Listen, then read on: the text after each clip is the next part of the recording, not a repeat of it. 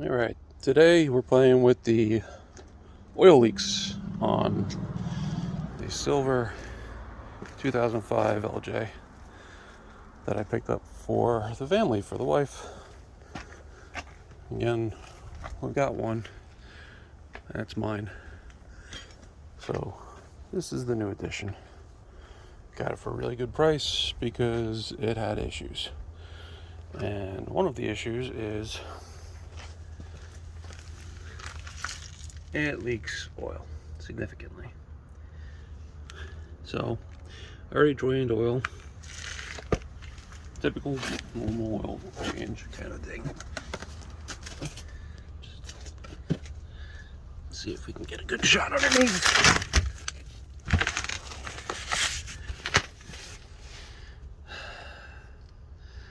All this grime is just a result of a continuous oil leak and road dirt, off-road dirt, whatever, getting embedded in that oil, and it just sticks on there.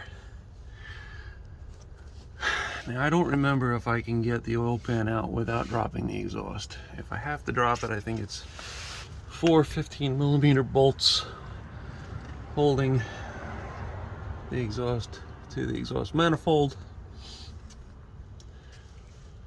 Most of these bolts on the oil pan are 11mm, and this is just going to be a grimy, messy job. So I'm not going to be able to record much of it being under the Jeep. Even the starter is pretty coated. Most of this is engine oil. There is also a transmission fluid leak at the radiator there, but that'll be another day. And depending on how this goes, this may well be a 2 or 3 day ordeal in this driveway repair.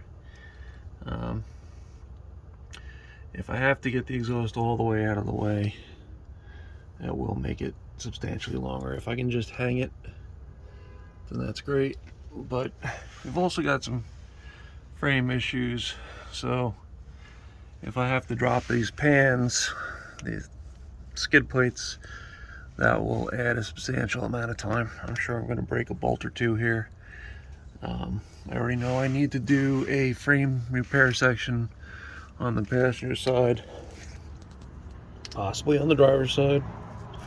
I don't know, it may just be surface, but we'll have to find out. You can see even these lines are grimy, and that's just lack of maintenance, allowing that leak to go on way too long.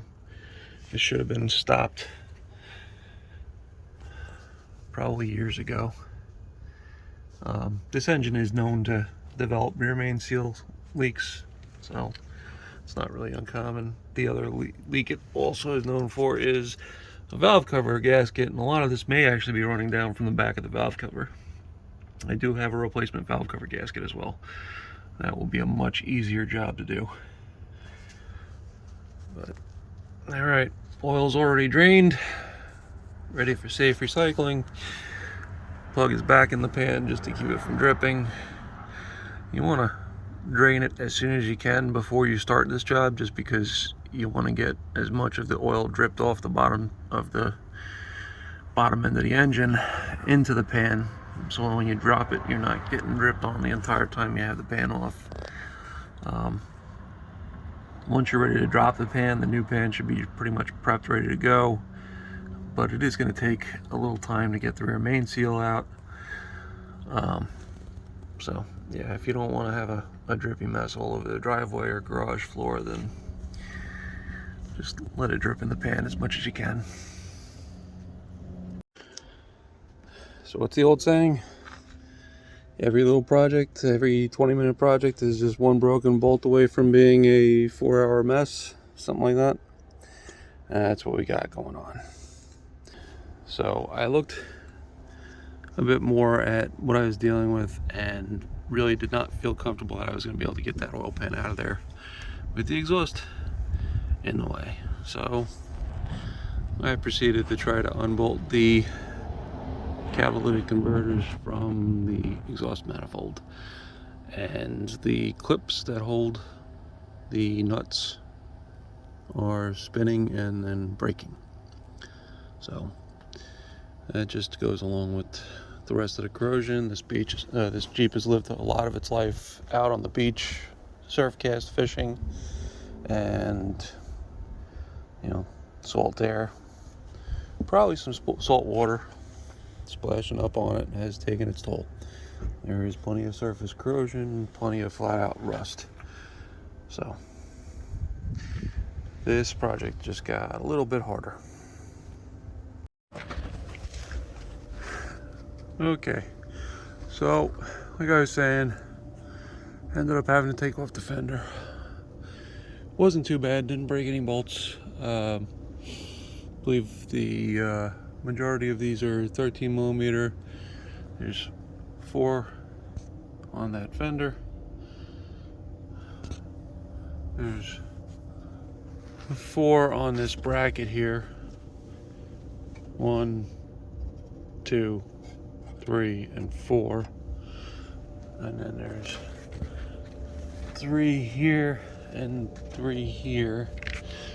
There was also 2, I think they were 3/8 bolts for the water bucket or windshield washer bucket, and a bunch of wire clips that had to be pulled through the fender for the wiring for the horn, the windshield washer pumps, and the turn signals. So just these kind of things where you just pop them through. Not too bad.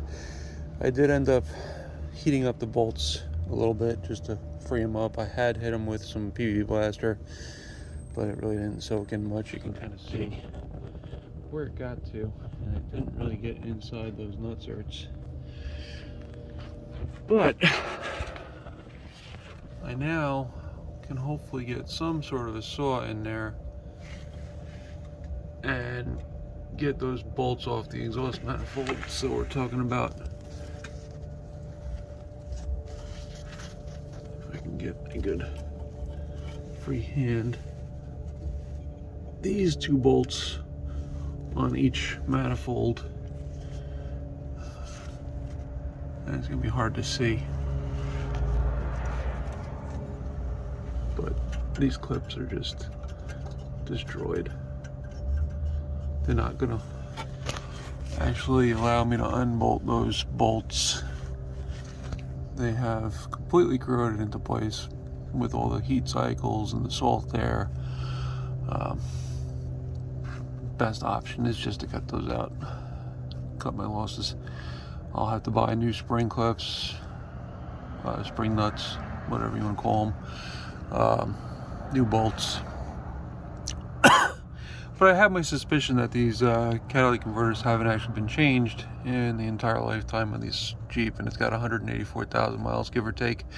So I am guessing I probably need catalytic converters.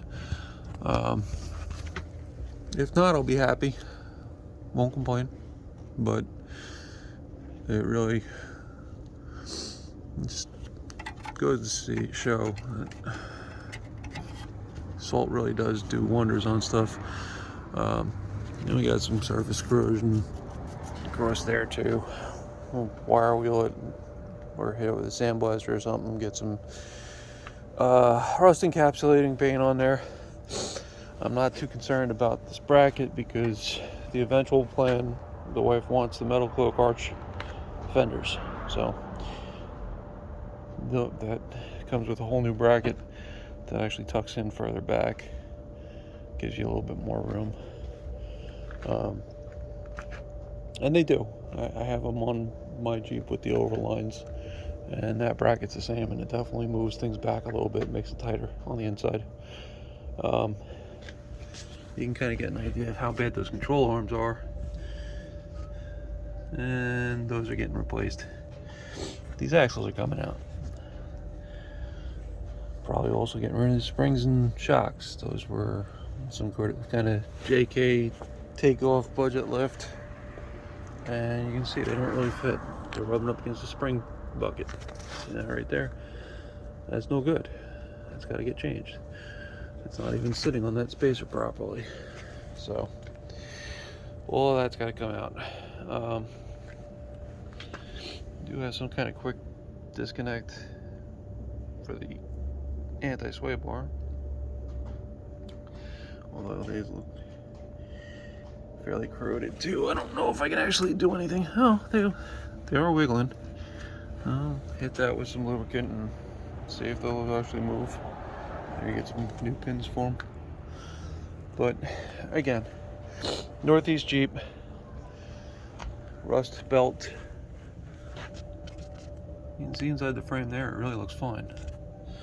Down in the belly where water sits, well, at least on the other side, I know that's not true. It's going to need a section of repair. But yeah, it's just getting the salt off.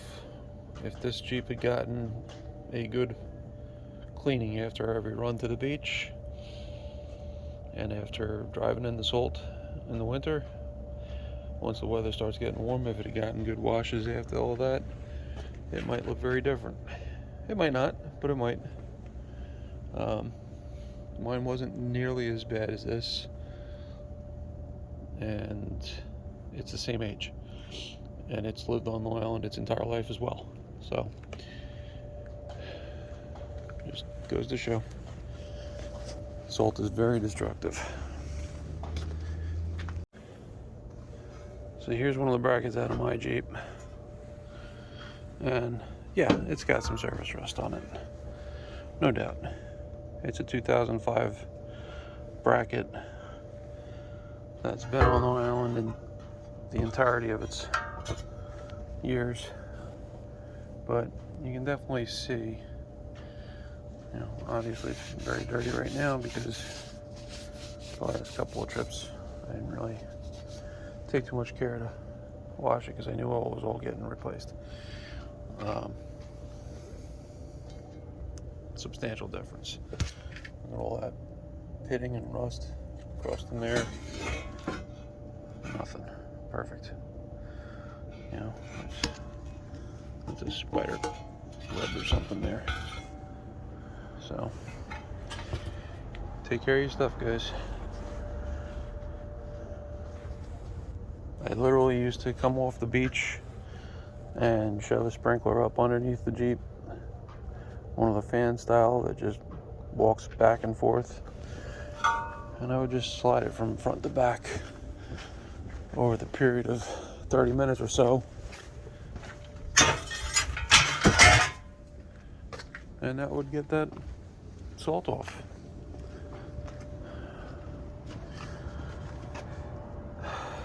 Really gonna have to take these off because I know they're hiding some rust back there. So gonna have to cut that out and weld in some sheet metal. But so be it. I will be putting the stock fender back on short term. You know, budget being what it is. Not gonna be buying those new fenders day one. Probably going to get the bushings for the control arms that need replacing for the Johnny joints, and get those in shape first, and get the the gears to re-gear the Rubicon axles, and get springs, get proper springs.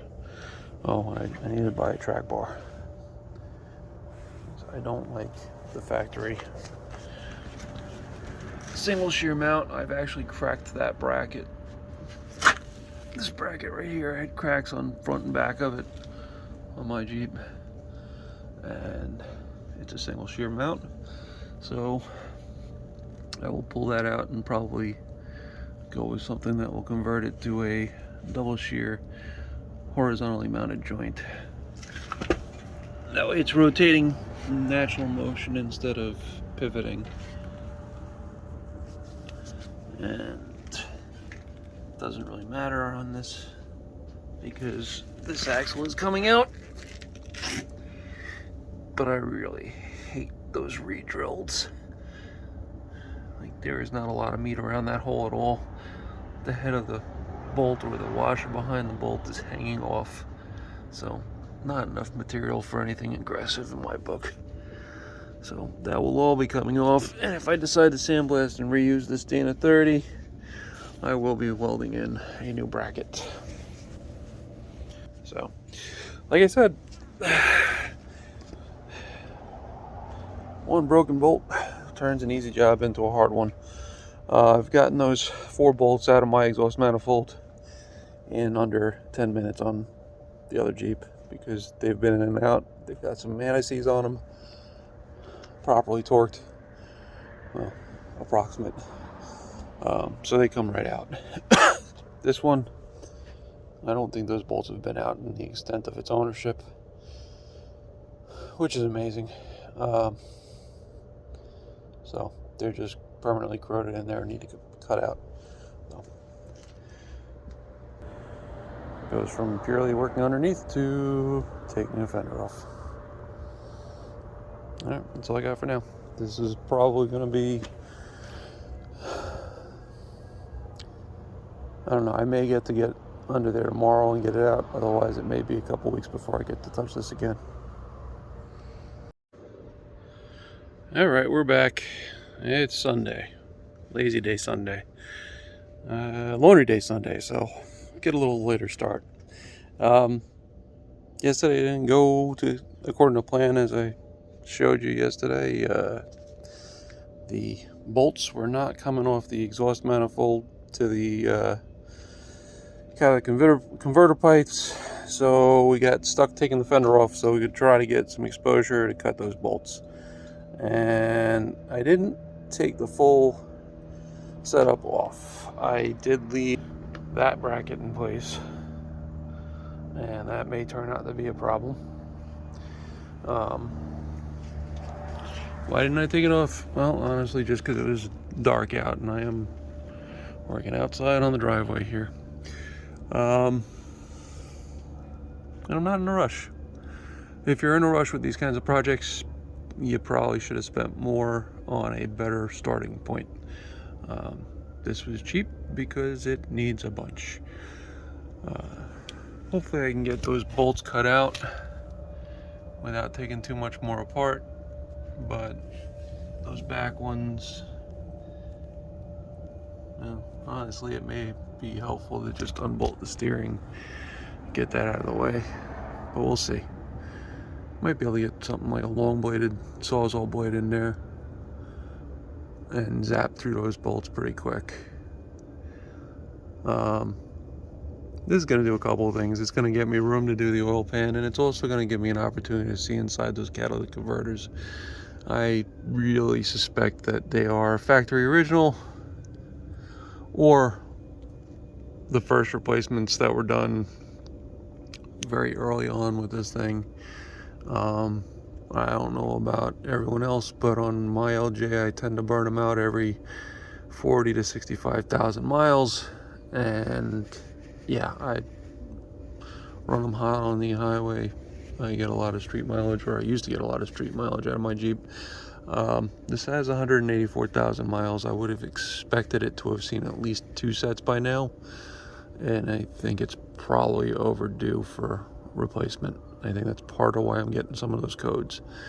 There's just a lot of crud in this engine compartment from years of neglect, and I don't know how clean I'm really going to get it.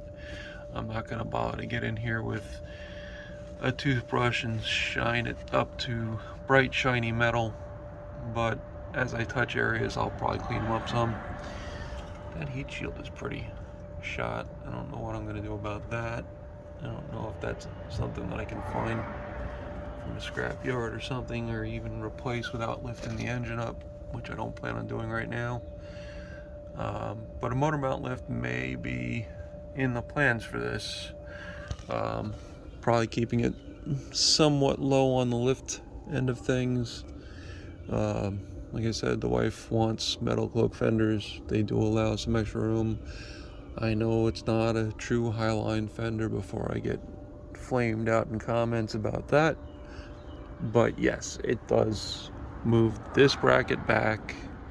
It does move the fender up on the outside of the hood to higher than hood level, And for a lot of the flexing that you're getting, that's going to be plenty. Let's look at it on the overline fenders on my Jeep. If we walk over here, now obviously this is not apples to apples comparison. We've got wider than stock axles, so my tires are way out there.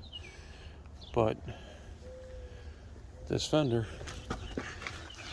really is just below the hood line, and it really does open up the back of the wheel well some. So yes, it's an improvement over stock. And we can see whatever cobbled together lift is on this thing right now, it has 35s on it. I put my 35s on it and they're in there sort of working. I don't think I want to go high speed off-road, but there's lots of other reasons not wanting to do that in this thing yet anyway, so we're not really at risk of doing that. Anyway, I'm gonna have to figure this out and find out what tools I'm gonna use to try to cut those bolts out, get that oil to sway down, or get the exhaust to sway down so I can get the oil pan. Just to comment on some of the neglect here, the brake hose clip, what is that, a 3-cent part? I know I gave a set away to somebody in the Jeep Club that lost theirs and coiled up hose. Like, you know what, if the coil's out of the way, it's not really something I'm going to bitch about too much, or that's not really something I'm going to complain about too much, but that's just lazy. That's a readily obtainable part, and it's a safety issue. You just got your brake lines freely beating the living daylights out of the hard line. That's just rubbing that up against that bracket. Give that enough time, enough mileage, enough beating, you're going to wear through that hard line, or damage it to where you can't get that fitting off ever again. Now, there's a little bit of slack there to slide the nut up and reflare the line, but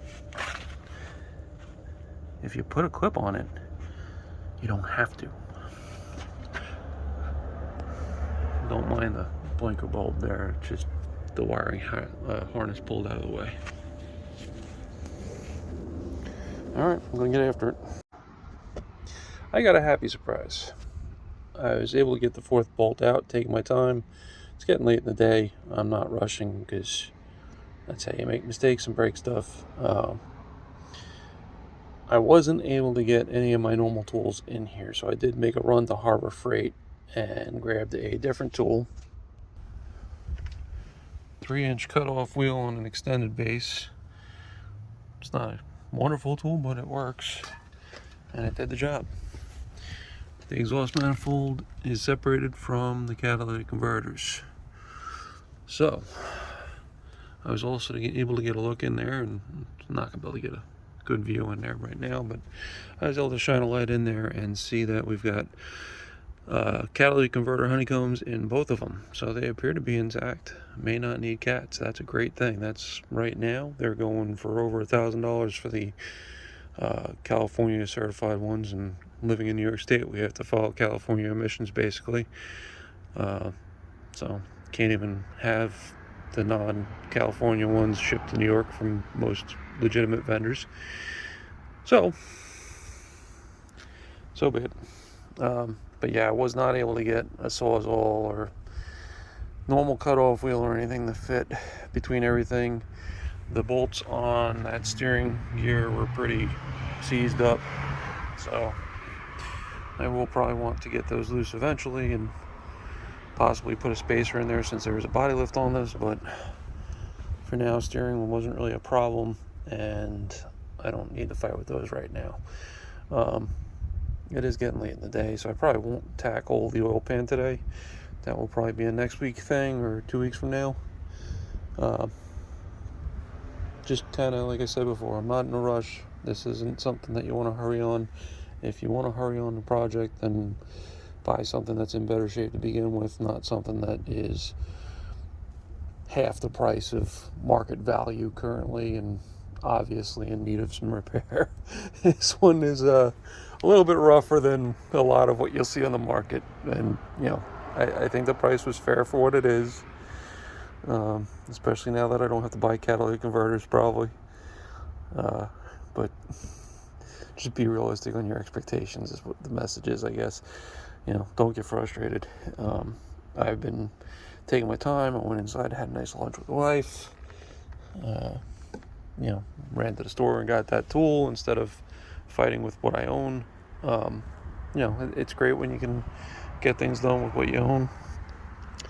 It wasn't happening today, and realistically I kind of wanted to try that thing out anyway, so works pretty well. It does bind up with resistance pretty quickly, so you have to make sure that you're not leaning the cutoff wheel on anything at an angle. It's got to be a straight cut, steady, normal pressure, and you get through. So we got the bolts off, and you can, if we can focus on that, you can see how corroded that is. And for whatever reason, I just couldn't get a wrench or ratchet on a couple of them, and the ones that I could get on just would not spin in the clamp at all. They were very well seized up, so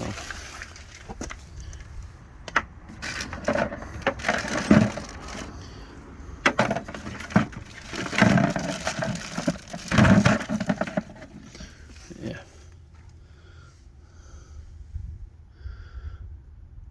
It's entirely corroded in there.